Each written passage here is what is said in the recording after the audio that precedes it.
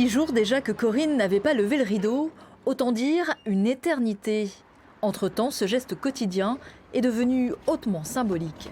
Juste une action pour dire notre mécontentement et dire qu'on aimerait bien travailler. Donc on va ouvrir de 9 h à 10 h, symboliquement. Une trentaine de commerçants lui emboîtent le pas. Prêt à porter, cosmétiques et même bijoux. Ce matin, les fameux articles non essentiels sont à portée de main. C'était l'occasion que j'avais pour acheter un bijou, une montre aujourd'hui. Un bijou, oui, de bonne heure ce matin, à 9 h, là pour des réparations. Voilà, on leur manque. On arrive sur la plus grosse période de l'année, là, ça représente peut-être 30% du chiffre d'affaires.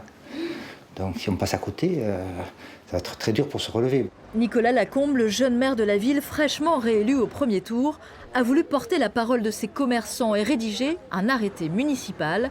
1 heure d'ouverture autorisée ce matin pour alerter.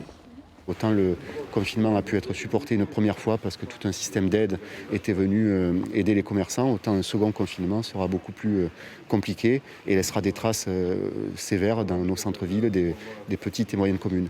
Quelques clientes aussi sont là, attachées à la vie de leur centre-ville. C'est surtout l'ambiance, donc on va perdre toute cette ambiance qu'on a déjà créée. Donc ce sera dommage, c'est pour ça qu'on est là aujourd'hui, pour eux, avec eux.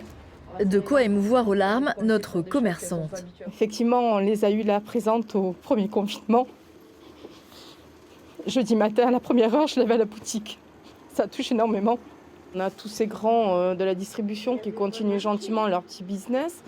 Et comme Amazon, des gens qui sont en plus pas taxés à la même hauteur que nous. Une ouverture éclair des commerçants n'est raquée sous l'œil bienveillant des gendarmes. Aucune verbalisation à signaler.